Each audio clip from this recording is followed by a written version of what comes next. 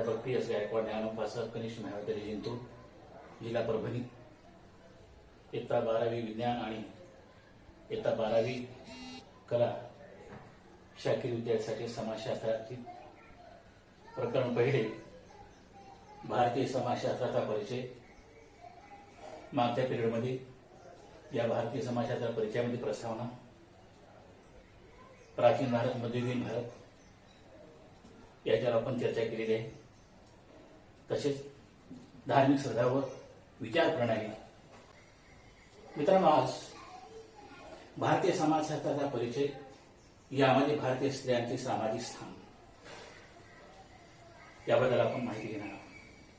आपण पाहतो भारतामध्ये स्त्रिया आणि पुरुष याच्यामध्ये भेद केला जातो।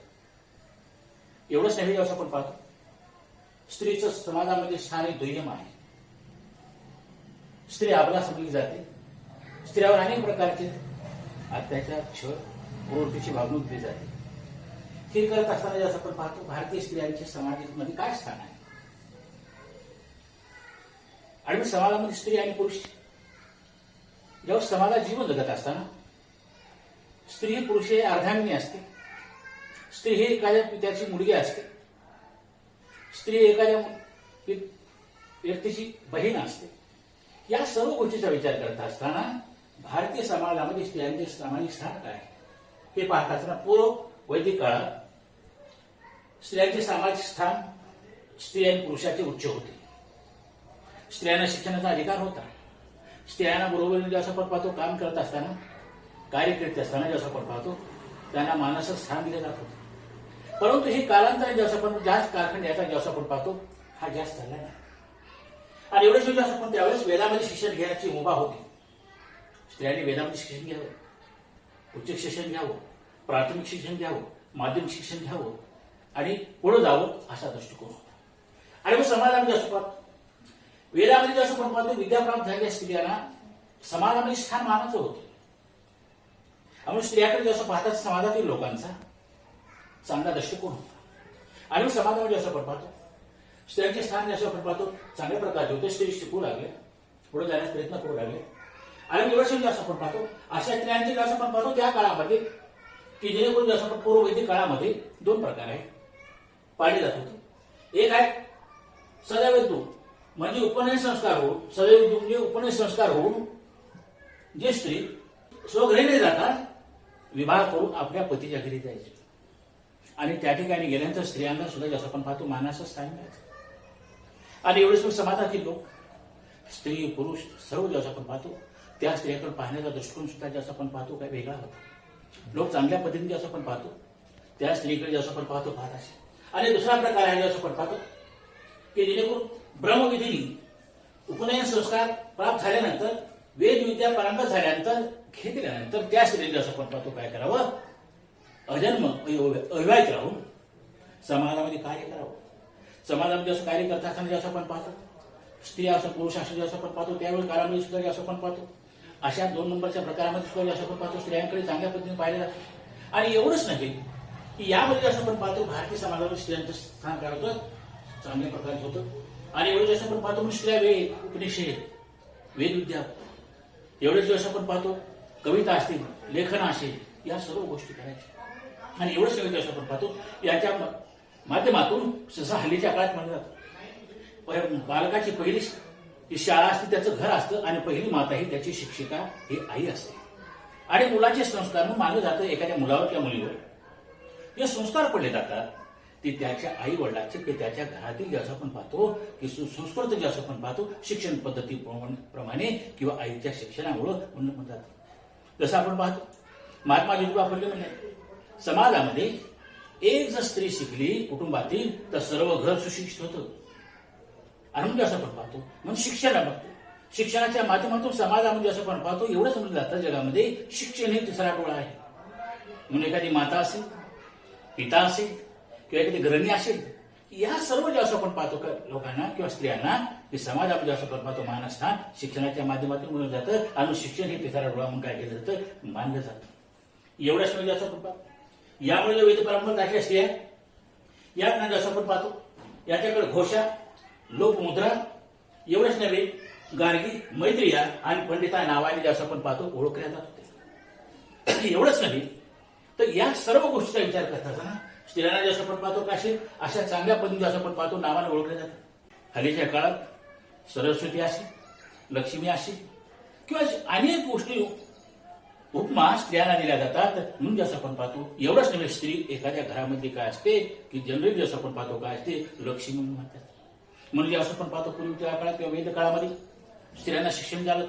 वैदिक काळामध्ये असं पण स्त्रियांचं जीवन चांगलं होतं, सुखी होतं, शिक्षण घेता येत होतं, संस्कार करता येतो, धार्मिक विधीला वागता येतं, सर्व गोष्टी करता येत होत्या. कारण असं आपण पाहतो यामध्ये असं आपण पाहतो स्त्रियांचे हक्क आहे ते अबाधित होते. परंतु यानंतर असं आपण पाहतो की उत्तर वैदिक काळामध्ये जास्त व्यवस्था आणि पुरोहिताचं वर्चस्व निर्माण झालं. जगामध्ये असं आपण पाहतो कोणतेही देश असो, कोणते राष्ट्र असो, कोणते असो, पण भारताचं उदाहरण घेत असताना की समाजामध्ये असं आपण पाहतो की सामाजिक स्थान स्त्रियांचं सामाजिक स्थान पाहत असताना जनरली असं आपण पाहतो उत्तर वैदिक काळामध्ये जाती व्यवस्था आणि पुरोहिताचं वर्चस्व होतं. जातीसाठी माती खा हल्लीच्या काळात लोक म्हणतात आणि या जाती व्यवस्थेच्या माध्यमातून जे असं किंवा पुरोहिताचं वर्चस्व होतं. यामुळे काय झालं की स्त्रियांच्या शिक्षणाची किंवा स्त्रियांचे जे असं समाजाचे स्थान जसं उत्तरोत्तर आले. स्त्रियांचं महत्व कमी होऊ लागलं. शिक्षणापासून धार्मिक कार्यक्रम असेल, राजकीय असेल, कोणताही कार्यक्रम असेल की या काळामध्ये असं आपण पाहतो जाती व्यवस्था निर्माण झाली आणि जाती व्यवस्थेच्या माध्यमातून जसं स्त्री अबला मानली जाते, स्त्रीला कमी समजलं जातं, मुलाला महत्व दिलं जातं. कारण याला दुसरी कारण आहे असं आपण पाहतो की भारतीय समाज व्यवस्थेमध्ये पितृसत्ता कुटुंब पद्धती आहे. कारण एखाद्या मुलाचा वंश हा पित्याच्या नावानेच होतो आणि एखादा मुलगा प्राप्त झाला एखाद्या कुटुंबामध्ये त्या ठिकाणी जसं आपण पाहतो आनंदाची वार्ता येते. आणि ज्या कुटुंबामध्ये एखाद्या मुलगीचं जसं आपण पाहतो जन्मास आली तर लोकांची नजर जसं आपण पाहतो की त्याच्याकडे थोडं कमी प्रमाणात लेखलं जातं. आणि मग समाजामध्ये असं आपण पाहतो की पुरोहिताचं वर्चस्व, पुरोहिताची जसं आपण पाहतो समाजामध्ये पुरुषाचं वर्ष निर्माण झालं, जातीव्यवस्था निर्माण झाली आणि यामुळे जसं आपण पाहतो काय झालं समाजामध्ये जसं आपण पाहतो काय झालं की स्त्रियांकडे पाहण्यात दृष्टिकोन झालं, कमी दृष्टिकोन आहे. आणि म्हणून या समाजामध्ये जसं आपण पाहतो की जातीव्यवस्था पुरोहिताच्या वर्षामुळे स्त्रियांचा दर्जा खालावला आणि म्हणून खालावल्यामुळे जसं आपण पाहतो लहानपणी पित्यावर आधारित राहावं लागत होतं, तरुणपणी पतीवर आधारित करावं होतं आणि लहान म्हातारपणी आपल्या मुलावर स्त्रियांना काय करावं होतं आधारित राहावं लागत होतं आणि त्या पद्धतीने जीवन जगावं लागत होतं. आपण पाहतो समाजामध्ये म्हणून जसं आपण हिंदू धर्माचा आचारग्रंथ लिहिला मनुस्मृती एवढेच वेळेस आपण पाहतो. त्यामुळे समाजातील लोकांनी कशामध्ये वागावं त्यावेळी स्त्रियांचं जीवन 4 भिंतीच्या आत मांडलेलं आहे, स्टेट ऑफ वुमन.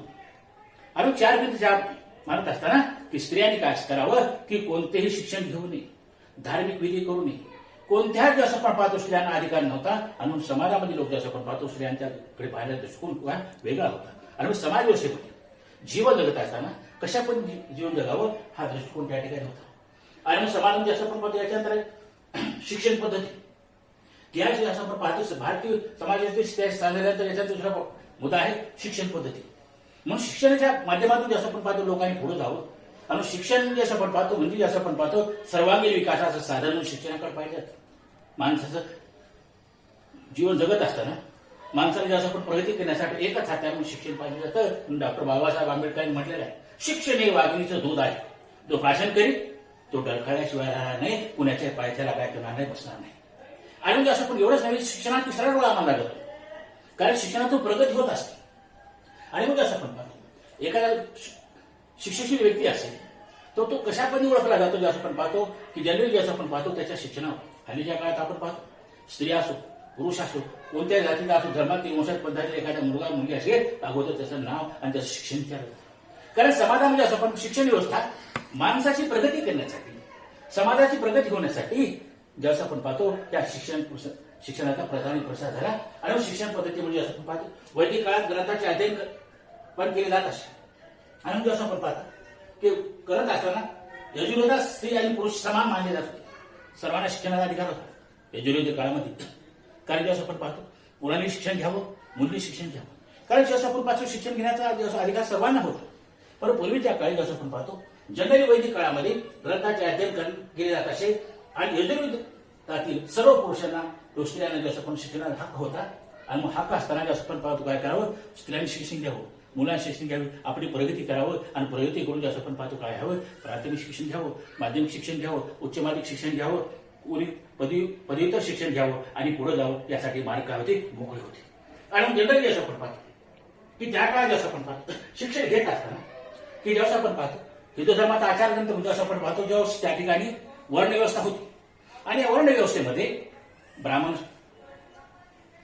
क्षत्रिय, वैश्य आणि शूद्र या जेव्हा आपण पाहतो या वर्णव्यवस्थेमध्ये या पहिल्या तीन घाला ब्राह्मणांना, क्षत्रिय आणि वैश्यांना शिक्षण घेण्याचा अधिकार होता, शूद्रांना शिक्षण घेण्याचा अधिकार नव्हता. शूद्रांना शिक्षणाचे दारे बंद होते कारण समाजामध्ये जीवन जगत असताना वावरत असताना या समाजातील लोकांना जेव्हा शिक्षण घेता येत नव्हतं. आणि मग असं आपण पाहतो की हे करत असताना जसं आपण पाहतो की प्रत्येक पूर्वीच्या काही ब्राह्मण मुलं असतील की जेव्हा आपण पाहतो या ठिकाणी वर्णातील जसं आपण गृहग्रहण शिक्षण घ्यायचे, क्षत्रिय असतील, वैश्य असतील, परंतु शूद्रांना अधिकार नव्हता. आणि म्हणून या वर्णव्यवस्थेमध्ये ब्राह्मण स्थान प्रथम होतं. ब्राह्मणाच्या समाजातील मुलांनी, मुलींनी, स्त्री पुरुषांनी, शक्यतो मुलांनी ज्ञान देण्याचं काम करावं. क्षत्रियांनी स्वतःचं आणि समाजाचं संरक्षण करावं. वैश्यांनी व्यापार करावा आणि स्वतःचा आणि समाजातील लोकांच्या पोटाचा प्रश्न सोडावा. आणि शेवटचा आणि चौथा जो आपण वर्णव्यवस्थेमध्ये वर्ण होता शूद्र. शूद्र यांनी काय करावे? गावची सेवा करावी. सेवाभाव मेवा. आणि हे करत असताना जसं आपण पाहतो काय या वर्णव्यवस्थेमध्ये या चारही जसं आपण पाहतो काय तिन्ही या वर्णव्यवस्थेतील जसं आपण पाहतो मुलांनी काय करावं? उपनयन संस्कार करून घेणे अत्यंत आवश्यक होतं. यानंतर जसं आपण पाहतो उत्तर वैदिक काळामध्ये जसं आपण पाहतो वेदाचे शिक्षण घेता स्त्रियांना घेता येत नव्हतं. कारण जसं पण स्त्रियांनाही बंधन होते. कारण जाती व्यवस्था आणि पुरोत्वाचं वर्ष निर्माण झालं. कारण जसं आपण पाहतो आणि यामुळे जसं आपण पाहतो शिक्षण पद्धतीला जसं आपण पाहतो काय झालं? बंधन आहे. आणि मग समाजामध्ये स्त्रियांना ज्या पद्धतीने चूल आणि मूल हे स्त्रीचं सूत्र होतं, मंत्र होता, त्या पद्धतीने राहावं हा दृष्टिकोन होता. यानंतर जसं आपण पाहतो याच कालखंडामध्ये असं आपण पाहतो उदाहरण जर घेतो दोन धर्माचं, एक जैन धर्म आणि बौद्ध धर्माचं, तर जैन धर्मामध्ये मुनी आणि साधू जसं आपण पाहतो यांना सुद्धा समाजामध्ये असं आपण पाहतो धर्माचा प्रचार आणि प्रसार करण्याचं काम होतं. आणि बौद्ध धर्मामध्ये असं आपण पाहतो भगवान गौतम बुद्धांनी की समाजामध्ये असं आपण पाहतो जे भिक्खू आणि भिक्षुणी असतील यांना सुद्धा समाजामध्ये धर्माचा प्रचार आणि प्रसार करण्याचं कार्य होतं. आणि या दोन्ही धर्माचं जर उदाहरण घेतलं तर जनरली जसं आपण पाहतो की स्त्रियांचं स्थान हे जसं आपण पाहतो काय होतं? मानाच होतं.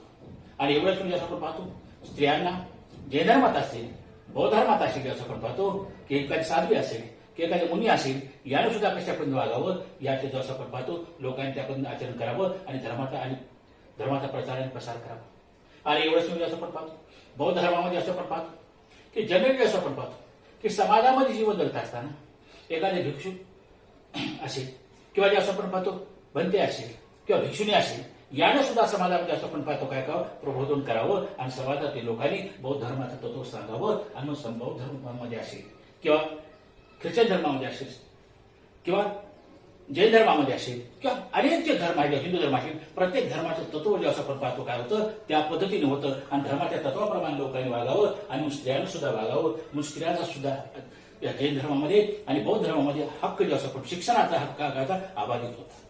हल्लीच्या काळात आपण पाहतो समाजामध्ये जसं आपण पाहतो स्त्रियांच्या शिक्षणाच्याकडे पाहण्याचा दृष्टिकोन जसं आपण पाहतो वेगळा आहे की स्त्रियांचं जीवन जसं आपण पाहतो की बालविवाहाची पद्धत होती. आणि बालविवाह झाल्यानंतर स्त्रियांनी काय करावं? विवाह झाल्यानंतर आपल्या पतीच्या घरी जावं आणि पतीच्या घरी गेल्यानंतर जसं आपण पाहतो जनरली काय करावं? संसार करावा, मुलाचं पालन पोषण करावं, मोठ्याला सहकार्य करावं, चांगल्या पण जीवन जगावं. आणि एवढंच एवढं असं आपण पाहतो की जीवन जगत असताना या उत्तर वैदिक काळामध्ये उदाहरण घेतलं तर स्त्रियांच्या शिक्षणाचं जे असं आपण कळतं की जसं आपण पाहतो प्रमाण वेदविद्या असेल, उपनिषद असेल किंवा शिक्षण असेल याचं जे असं आपण पाहतो प्रमाण कमी होतं.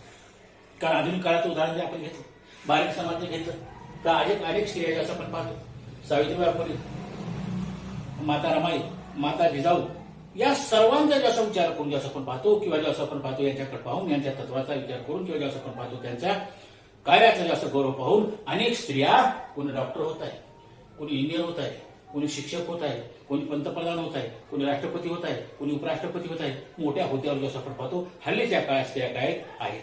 आणि मग समाजामध्ये जीवन जगत असताना वागत असताना स्त्रियांचं जे असं आपण पाहतो हल्लीच्या काळात जे असं पाहतो मानसस्थान आहे. परंतु पूर्ववैदिक काळ असेल उत्तरवैदिक काळ असेल असं आपण पाहतो किंवा जेवढंच नवीन असं आपण पाहतो की हिंदू धर्माच्या आचारग्रंथामध्ये ऍक्च्युअली आपण पाहतो स्त्रियावर अनेक बंधने होते म्हणून स्त्री ही जे असं आपण पाहतो की शिक्षणापासून वंचित होती. पण हल्लीच्या काळात भारतीय समाजाच्या सामाजिक स्थानामध्ये तर परिवर्तन होत आहे. स्त्रिया चांगल्या पद्धतीने शिक्षण घेण्याचा प्रयत्न करत आहेत, चांगल्या पद्धतीने वागण्याचा प्रयत्न करत आहेत आणि पुरुषाच्या खांद्याला खांदा लावून एवढंच नाही आर्थिक सामाजिक धार्मिक राजकीय प्रत्येक कार्यामध्ये स्त्रिया काय आहेत स्वतःला वाहून घेत आहेत आणि म्हणून मानलं जातं. मग भारतीय समाजाला स्त्रिया स्थान जसं आपण पाहतो पूर्व वैदिक काळ असेल तो वैदिक काळ असेल या त्यांच्या काळामध्ये असं आपण पाहतो सुधारणा होत आहे, प्रयत्न होत आहेत आणि या प्रयत्नामुळे जसं आपण पाहतो काय सुशिक्षित बनत आहे आणि स्त्री सुशिक्षित होऊन जसं आपण पाहतो की पुढे जाण्याचा प्रयत्न करत आहे. आणि मग जसं आपण पाहतो की शिक्षणाची असं पद्धती असेल किंवा भारतीय समाज स्त्रियांचे स्थान असेल हे सर्व पाहत असताना जसं आपण पाहतो भारतीय समाजामध्ये स्त्रियांचं जीवन अत्यंत महत्वाचं आहे असं आपल्याला म्हणता येतं. विद्यार्थी मित्रांनो पुढील भागामध्ये असं आपण पाहत असताना की इस्लाम धर्म, इस्लाम या शब्दाचा अर्थ आहे शांतता. या इस्लाम धर्माचे संस्थापक आहेत मोहम्मद पैगंबर. या मोहम्मद पैगंबरांचे असं आपण पाहतो इस्लाम धर्मामध्ये शिक्षणाचे प्रचार आणि प्रसार व्हावा म्हणून स्त्री पुरुषांना शिक्षणासाठी जसं आपण पाहतो कुराणाचं पठण करावं एवढ्याच धर्माची जसं आपण पाहणे जसं आपण पाहतो ध्येय आहे, तत्व आहे, उपदेश आहे, लोकांना मान्यता यावं आणि शिक्षणाची दारे खुली केली स्त्रिया आणि पुरुषांना. शक्यतो स्त्रियांना जसं आपण शिक्षण देण्यासाठी जसं आपण पाहतो कोणी धगत नव्हतं. स्त्रियांचा विवाह लवकर केला जातो एवढंच मी जसं आपण पाहतो. यासाठी शिक्षण घेण्यासाठी मुलांनी शाळेत जाण्यापेक्षा इस्लाम धर्मामध्ये जसं आपण पाहतो 3 प्रकार शिक्षण दिलं जात होतं. एक आहे मक्तब. मक्तब म्हणजे असं आपण पाहतो जे शिक्षण प्राथमिक शिक्षण जनरली जसं आपण पाहतो काय केलं तर मस्जिदीमध्ये दिलं जातं. छोटे छोटे मुलं मुली यांना मस्जिदीमध्ये बोललं जातं आणि त्या ठिकाणी असलेले गुरु शिक्षक की प्राथमिक शिक्षण दिले जातात.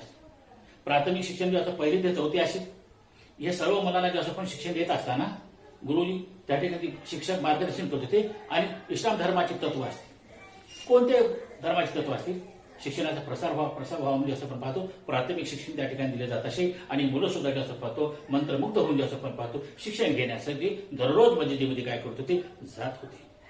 आणि यानंतर दुसरा जसं आपण पाहतो मदरसा आहे.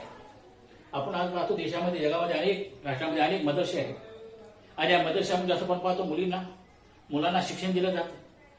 मुलांचा आणि मुलींचा शिक्षणाचा प्रसार व्हावा त्याचं जीवन सुधारावं त्यांनी पुढे जावं आणि मग ते असं आपण पाहतो शक्यतो मदरसामध्ये असं आपण पाहतो उच्च शिक्षण दिलं जात होतं. उच्च शिक्षणाच्या माध्यमातून 11वी असेल 12वी असेल इंजिनिअरिंग असेल मेडिकल असेल IT असेल सर्व गोष्टी जे असं आपण पाहतो काय केला जातो अभ्यास त्या ठिकाणी केला जात होता आणि शिक्षण दिलं जात होतं. या ठिकाणी मुलांना राहण्याची व्यवस्था मुलींना राहण्यासाठी सेपरेट वसतिगृह होती वेगवेगळी वसतिगृह होती आणि एवढंच नाही जास्त आपण पाहतो खाण्याची व्यवस्था होती कपडा देण्याची व्यवस्था होती. आणि एवढं करत असताना मुलांनी शिक्षण घ्यावं आणि शिक्षण घेऊन स्वतःची आणि समाजाची प्रगती करावी म्हणून इस्लाम धर्मामध्ये असं आपण पाहतो मोहम्मद पैगंबरांनी जसं आपण पाहतो शिक्षणाचे दारे मुलामुलींसाठी खुले केले. आणि एवढंच नाही ज्या मुली जसं आपण पाहतो ज्या स्त्रिया शिक्षण घेण्याच्या शाळेत मदरशामध्ये जात नव्हत्या एवढे शिवून जसं आपण पाहतो मक्तामध्ये जात होत्या अशा मुलींना शिक्षण घेण्यासाठी स्वघरी शिक्षक नेमले जात होते आणि शिक्षक नेमून जसं आपण पाहतो स्त्रियांना मुलींना लहान मुलींना शिक्षण दिलं जात होतं आणि शिक्षण देऊन जसं आपण पाहतो काय करावं त्यांनी पुढे जावं हा सुद्धा उद्देश इस्लाम धर्माचा होता मोहम्मद पैगंबरांचा होता. यानंतर जसं आपण पाहतो शेवटचा आहे तिसरा आहे खानकोवा. या खानकोवामध्ये जसं आपण पाहतो शिक्षण दिलं जात होतं आणि या शिक्षण केंद्राच्या माध्यमातून जसं आपण पाहतो हे शिक्षणाचे सुपी केंद्र होते. सुपी केंद्र म्हणजे असं आपण पाहतो याच्याकडे पाहिलं जात होतं. यामध्ये सुद्धा जसं आपण पाहतो मुलींना शिक्षण दिलं जात होतं. एवढंच नाही की शिक्षण घेत असताना मुलींना खाण्यापिण्याची व्यवस्था राहण्याची व्यवस्था कपडा द्यायची व्यवस्था पेन पुस्तकाची व्यवस्था या सर्व गोष्टीचा विचार जसं आपण पाहतो काय केला होता इस्लाम धर्मामध्ये केला जात होता. आणि म्हणजे असं आपण पाहतो इस्लाम धर्मामध्ये आज सुद्धा हल्लीच्या काळात आपण पाहतो एखादा मुलगा असेल मुलगी असेल शक्यतो मुली असेल ज्या ठिकाणी त्यांना समजा एखाद्या गोष्टीबद्दल माहिती मिळाली ती माहिती करून शिक्षण घेण्यासाठी आज प्रत्येक ठिकाणी जसं आपण पाहतो इस्लाम धर्माची मुलं मुली प्रत्येक ठिकाणी टॉपर म्हणजे असं आपण पाहतो जगामध्ये असतील भारतामध्ये असतील समाजामध्ये असतील ते आपल्याला दिसून येतात आणि काय करतात जे मिळाले संधी शिक्षणाच्या माध्यमातून मिळालेल्या संधीचं सोनं करण्याचं कार्य इस्लाम धर्मातील मुलं मुली करत आहेत. आणि म्हणजे असं आपण पाहतो इस्लाम धर्मामध्ये सुद्धा जसं आपण पाहतो की जनरली जसं आपण पाहतो की शिक्षणाचे द्वार खुले झाले आणि मुलं मुली जसं आपण पाहतो त्या ठिकाणी काय करू लागले, शिक्षण घेऊ लागले आणि शिक्षण पुढे जाण्याचा प्रयत्न करू लागले. याला जसं आपण पाहतो इस्लाम धर्माची शिकवण असेल. आणि म्हणजे असं आपण पाहतो मोहम्मद पैगंबरांनी सुद्धा काय केलं, शिक्षण असलेल्या मुलांना शिक्षणाचे दार खुले केले. इथंच आपण थांबू. नमस्ते.